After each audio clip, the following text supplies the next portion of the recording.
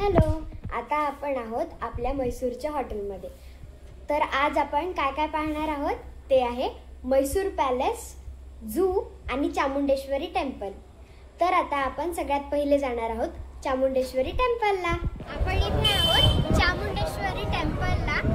इथे अशी कथा आहे की देवीने महिषासुराचा इथे चामुंडे टेकडीवरती वध केला, म्हणून हे आहे चामुंडेश्वरी टेम्पल।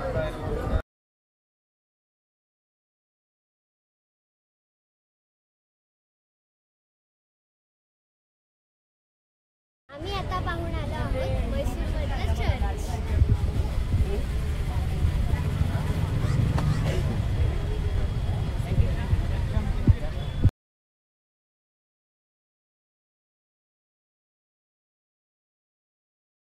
गेस करा आम्ही कुठे आलो आहोत? मैसूर पॅलेस। मी हा पॅलेस बघण्यासाठी खूप खूप खूप एक्साइटेड आहे।